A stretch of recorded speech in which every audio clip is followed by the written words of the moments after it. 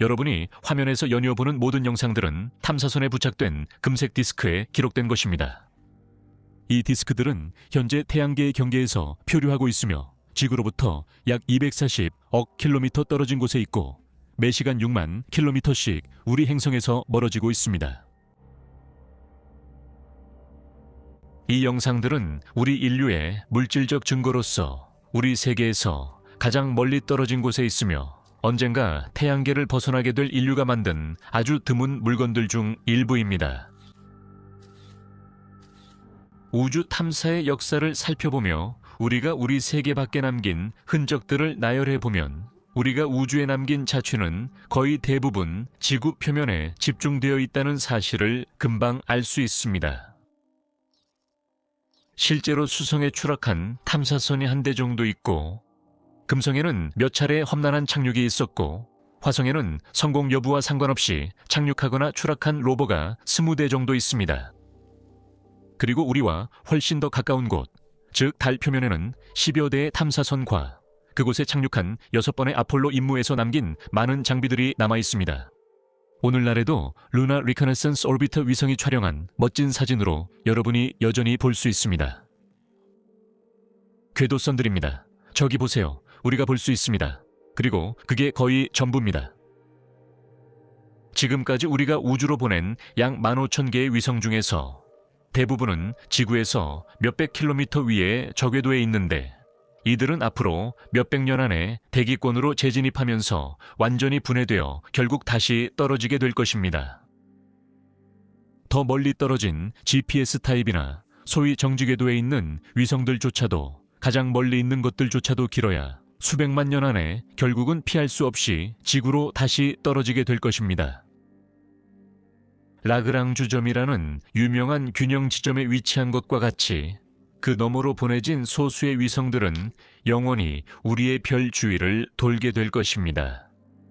어떤 면에서는 지구의 모든 것들, 그리고 우리가 다른 행성에 보낸 탐사선이나 로봇들처럼 영원히 태양의 중력에 사로잡혀 있게 되는 셈입니다.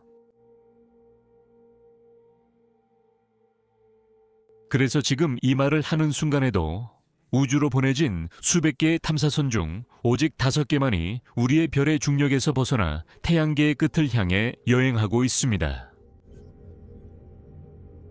파이어니어 10, 11호 보이저 1, 2호 뉴 호라이즌스입니다. 그중 4개에는 우리의 존재를 증명하는 유일한 물질적 증거가 부착되어 있는데 이 증거들은 지구가 태양에 의해 불타 사라진 후에도 오랫동안 우주를 떠돌게 될 것입니다. 약 50억 년 후 태양이 적색거성으로 변할 때 말이죠.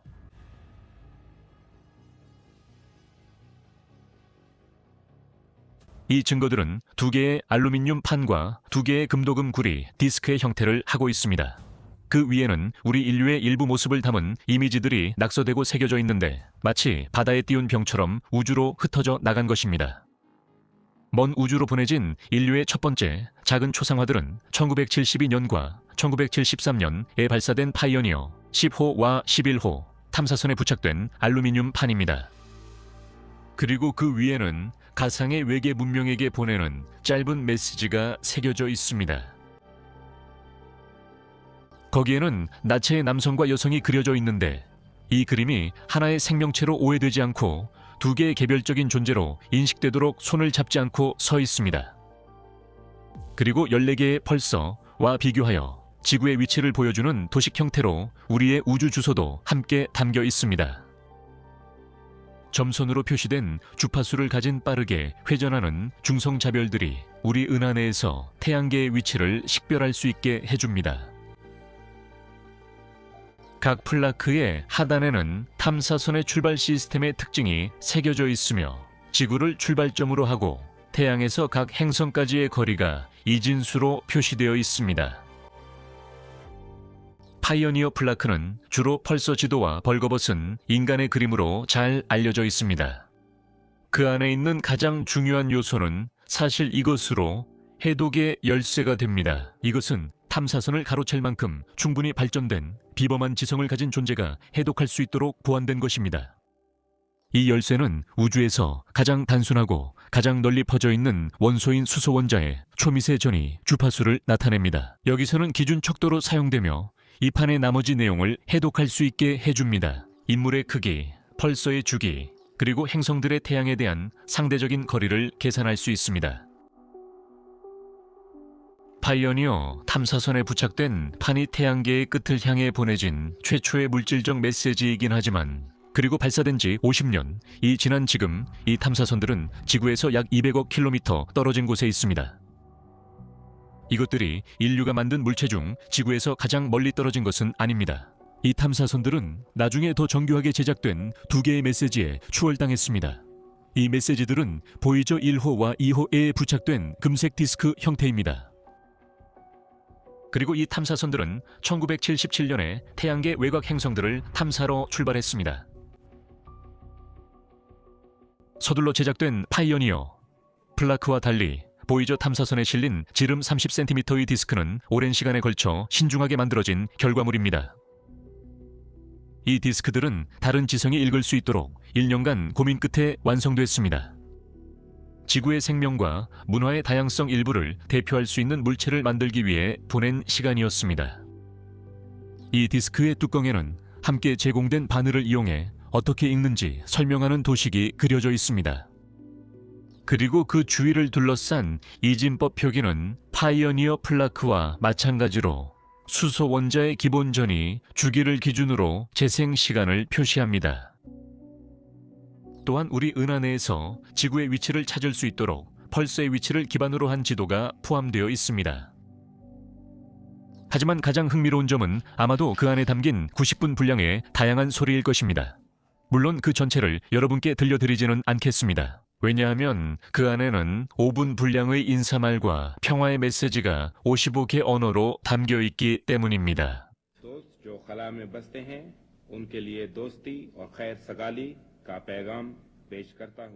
12분 분량의 자연의 소리가 우리 행성과 일상생활의 소리 풍경을 그려줍니다. 여기에는 발자국 소리, 심장 박동, 울음, 웃음, 키스 소리, 개 짖는 소리, 새 소리, 귀뚜라미, 개구리, 고래, 하이에나, 코끼리, 침팬지의 소리 등이 뒤섞여 있습니다. 또한 파도 소리, 바람 소리, 빗소리, 화산 소리, 심지어 지진 소리까지도 담겨 있습니다. 그리고 이 풍부하고 즐거운 소리들에 27곡의 다양한 음악이 더해집니다. 중국, 인도, 아프리카, 불가리아 전통 노래도 포함됩니다. 바흐, 모차르트, 베토벤, 스트라빈스키도 있습니다. 그리고 전자음악, 블루스, 척베리의 음악도 있습니다. 그리고 보이저 골든 레코드에는 소리만 담겨 있는 것이 아닙니다. 그 안에는 이미지와 텍스트도 인코딩되어 있습니다. 이 이미지와 텍스트는 디스크 커버 오른쪽 상단에 있는 지침을 따르면 외계인들도 재구성할 수 있습니다. 여러분이 화면에서 보게 될 115장의 이미지는 주로 지구의 생명과 그 거주자들, 그리고 우리의 지식의 주요 내용을 보여주기 위한 것입니다. 이것들은 인류의 작은 포트폴리오와 같으며 여기서 우리는 아날로그로 암호화된 정보를 다시 찾을 수 있습니다. 수많은 화학 원소, 수학 공식, 생물학적 주기, DNA 등이 포함되어 있습니다. 뉴턴의 프린키피아 마테마티카 한 페이지에 사진뿐만 아니라 풍경 사진도 있습니다. 동물과 식물 종들, 그리고 다양한 문화와 배경을 가진 수많은 호모사피엔스들이 무언가를 하고 있는 모습이 있습니다. 많은 이미지에는 척도, 시간, 크기, 질량 또는 화학적 조성에 대한 설명이 주석으로 달려 있습니다. 지구 궤도에서 촬영된 이 사진에는 홍해와 시나이 반도가 보이는데 여기에는 우리의 대기 조성이 표시되어 있습니다. 여기에는 태양계 지도, 지구, 수성, 화성, 목성의 사진도 포함되어 있습니다. 그리고 우리를 찾을 수 있도록 도와주는 정보도 있는데 여기에는 가까운 펄사에 대한 우리의 위치와 1974년에 가상의 외계 생명체에게 강력한 라디오 신호를 보내는 데 사용된 아레시보 전파망원경의 이미지도 포함되어 있습니다. 그리고 이 모든 이미지는 이 에피소드의 마지막에서 모두 볼 수 있는데 그 옆에는 가장 놀라운 요소 중 하나가 있습니다. 이 프로젝트를 주도한 천문학자 칼 세이건의 아내인 앤 드루얀의 뇌파가 1시간 동안 녹음된 자료입니다. 그녀의 뇌 활동이 기록되었습니다. 그녀는 우리 행성의 역사, 그곳에 사는 사람들, 그들이 직면한 문제들, 그리고 사랑에 빠지는 것에 대해 집중해서 생각하고 있었습니다. 마지막으로 지미 카터가 읽은 긴 메시지도 포함되어 있는데 여기서 그 마지막 부분을 번역해 드리겠습니다. 왜냐하면 이것이 인간 지도자가 지금까지 한 연설 중에서 가장 초현실적인 부분이기 때문입니다. 이것은 작은 먼 세계에서 온 선물로 우리의 소리, 과학, 이미지, 음악, 생각, 그리고 감정에 대한 증표입니다. 우리는 당신들의 시대에 살기 위해 우리 시대를 살아남으려 노력하고 있습니다. 우리는 언젠가 우리가 직면한 문제들을 해결한 후에 은하 문명 공동체에 합류할 수 있기를 희망합니다. 이 디스크는 우리의 희망, 결의, 그리고 광대하고 인상적인 선의를 나타냅니다. 거의 모든 것이 말해졌습니다. 이 탐사선들에 담긴 감동적인 내용이 아마 영원히 발견되지 않을 수 있다는 점이 가장 안타깝습니다. 이미 이 수신자가 없는 바다에 띄운 병들, 즉 스쿨버스 크기만 한 이 탐사선들은 광활한 성간 공간에 비하면 먼지 한 톨에 불과합니다. 우주에서 보이저 1호 같은 탐사선을 다시 찾는 것이 얼마나 어려운지 이해하려면 우리 태양계를 축소해서 태양이 작은 구슬만 해진다고 상상해 보세요. 그러면 태양계의 마지막 행성인 해왕성은 모래알 크기로 줄어들고 그 궤도는 약 45m 떨어진 곳에 위치하게 됩니다. 보이저 1호 탐사선은 물 분자 크기가 되어 그보다 5배 더 멀리 떨어집니다. 46년, 이 지난 지금 보이저 1호는 인류가 만든 물체 중 가장 멀리 있지만 여전히 지구와 태양 사이 거리에 160배밖에 떨어져 있지 않습니다. 이는 약 23광시보다 조금 적은 거리입니다. 그리고 이것이 엄청나게 느껴질 수 있지만 우주적 관점에서 보면 이는 우리 태양계의 문턱에 불과합니다. 왜냐하면 보이저 1호는 우리가 방금 언급한 모든 탐사선들과 마찬가지로 여전히 태양의 중력 영향권 안에 있기 때문입니다. 그리고 겉보기에 엄청나 보이는 그 속도도 성간 거리와 비교하면 정말로 미미한 수준입니다. 그래서 보이저 1호가 또 다른 별 근처를 지나기까지는 앞으로도 4만 년이나 더 우주를 날아가야 합니다. 요컨대 외계인을 위해 우리 자신 일부를 담아보낸 이 캡슐들은 거의 확실히 영원히 사라진 셈입니다. 그럼에도 불구하고 이 병들이 언젠가 다른 의식의 세계에 도달해 또 다른 지성에 의해 이해되고 해독될 가능성은 천문학적으로 낮지만 이 캡슐들은 존재할 이유가 있습니다. 왜냐하면 사실 이 메시지들은 답변을 요구하지 않기 때문입니다. 실제로 그 내용에는 어떤 질문도 없습니다. 이 메시지들은 일종의 아름다운 행위로 만들어진 것입니다. 이것들은 증언이며 영혼을 향해 내민 손길이고 무엇보다도 우리 자신을 위한 것입니다. 병을 던지는 행위로 우리는 여기에 있었다는 의지를 드러냅니다.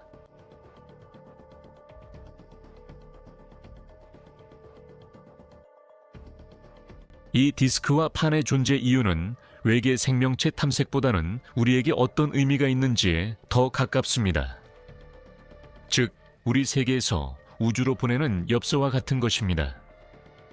그리고 단순히 우리의 존재와 우리의 연약함을 증명하며 시간과 공간의 장벽을 넘어 우리가 흔적을 남기고 우리 자신을 이야기하고자 하는 욕망을 표현하는 것입니다. 피라미드처럼 이 물건들은 영혼을 응시하는 기념물이며 우리의 존재에 무관심한 우주에 우리 인간성의 그림자를 드리웁니다. 그것들은 우리를 더 큰 무언가와 연결하려고 존재합니다. 우리의 역사와 세계의 조용한 조각들이 차가운 우주의 광활함 속을 떠돌며 우리가 살아남는다는 사실을 아는 것만으로도 기쁨을 느낍니다. 이런 의미에서 외계인과 접촉하게 해주지는 못하더라도 하늘로 쏘아올린 이 병들은 어쩌면 우리가 우리 자신을 찾는 데 조금이나마 도움이 될지도 모릅니다. 우리가 우주의 광활함을 올려다보며 우리가 혼자인지 아니면 이 공허와 빛의 바다에 다른 의식들이 존재하는지 스스로에게 묻는 순간 우리가 무엇을 말하고 싶은지 생각하기 시작하면 결국 우리 자신과 우주에 투영하고 싶은 모습을 깊이 고민하게 됩니다. 지구의 삶과 인류를 어떻게 묘사할 수 있을까요? 우리가 인류를 대표해 말할 수 있을까요? 모든 것을 담고 보여줄 수 없다는 걸 알면서 어떻게 우리 자신을 이야기할 수 있을까요? 사실 이 바다에 띄운 병들은 우리가 인류에 대해 보여주고 싶은 것만을 비추는 왜곡된 거울과도 같습니다. 그 안에서는 희망에 대해 이야기하고 우리는 거의 항상 우리의 가장 좋은 모습으로 자신의 약점과 분열을 인식하고 선의로 가득 찬 종으로 자신을 소개합니다. 게다가 이 판과 디스크에 담기지 않은 것들도 그것들이 만들어진 시대의 때로는 편협했던 풍습에 대해 많은 것을 말해줍니다. 이렇게 두 인간의 나체가 모든 인위적인 것을 벗어던진 채로 자신을 표현하기 위해 선택되었을 때 많은 편협한 사람들로부터 분노에 찬 반응이 쏟아졌습니다. 그리고 원래 스케치에 있던 여성의 외음부는 당시에 엄숙주의자들과 꽉 막힌 사람들의 반응을 두려워했던 나사 우주과학국의 전 국장에 의해 심지어 검열당하기까지 했습니다. 척 베리의 노래 조니 비 굿가 디스크에 실릴 것이라는 소식을 들었을 때 일부 미국 정치인들은 록 음악이 인용하자면 청소년 음악기라며 분개했습니다. 이에 칼 세이건은 지구에는 어쨌든 청소년이 많다고 반박했습니다. 제가 가장 좋아하는 일화는 바로 이겁니다. 골든 레코드의 콘텐츠 제작을 담당한 팀이 비틀즈의 Here Comes the Sun 곡의 저작권을 가진 음반사에 이 곡을 프로젝트에 포함시킬 수 있는 허락을 요청했을 때 음반사는 이를 거절했습니다. 그래서 우리 지구에는 누군가가 음악을 조금 녹음해서 우주의 깊은 곳으로 영혼에 대한 메시지로 보내자고 제안했을 때 법률, 저작권, 그리고 금전적 이익을 먼저 생각하는 사람들이 있습니다. 우리는 정말 대단한 종족입니다. 불완전한 이 음반들은 아마 영원히 그 케이스 안에 남아있을 것입니다. 그리고 그 안에 담긴 곡들 중 어느 것도 실제로 연주될 일은 아마 없겠지만 이 음반들은 존재한다는 것만으로도 의미가 있습니다. 그리고 그 존재 자체로 우리에게 우리가 텅 빈 우주의 바닷속에서 홀로 존재한다는 사실을 상기시켜줍니다. 홀로 있지만 그럼에도 불구하고 함께 우리가 원하든 원하지 않든 같은 배를 타고 있습니다. 수평선 너머에는 더 이상 다른 땅이 없습니다. 만약 인류가 마법처럼 사라진다면 바로 그 순간 이 외로운 유물들만이 우리가 우주를 지나간 유일한 물질적 증거로 남아 결국 우리 태양계의 경계를 넘어 오래도록 남게 될 것입니다. 이 외로운 유물들은 아주 오랜 시간 동안 우주를 떠돌며 계속 남아있을 것입니다. 실제로 우리는 별들 사이의 어마어마한 거리와 이 탐사선들의 미미한 크기를 고려했을 때 이 탐사선들이 우주를 떠돌며 어떤 천체와도 충돌하지 않고 현재 우주의 나이보다 수십억 배나 더 긴 시간 동안 계속해서 우주를 표류할 것이라는 계산을 재미삼아 해보았습니다. 그때쯤이면 인류 문명은 이미 오래전에 사라졌을 것이고 시간의 흐름과 우주의 혹독함을 견디도록 설계된 이 금도금 디스크의 내용물도 결국에는 읽을 수 없게 될 것입니다. 구리, 니켈, 금의 합금이 아무리 견고하더라도 이 디스크는 드물지만 끊임없이 쏟아지는 미세한 성간먼지와 우주선에 의해 발생하는 침식으로 인해 아주 천천히 그러나 지속적으로 손상되고 있기 때문입니다. 이러한 마모의 영향으로 인해 약 10억 년이 지나면 이 기록들은 완전히 지워질 것으로 생각됩니다.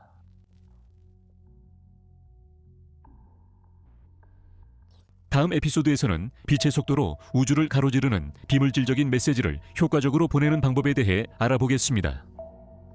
하지만 그때까지 만약 여러분에게 자유롭게 선택할 수 있는 권한이 주어졌다면 여러분은 개인적으로 이 디스크에 무엇을 새기고 싶었는지 궁금합니다. 댓글로 여러분의 생각을 들려주세요.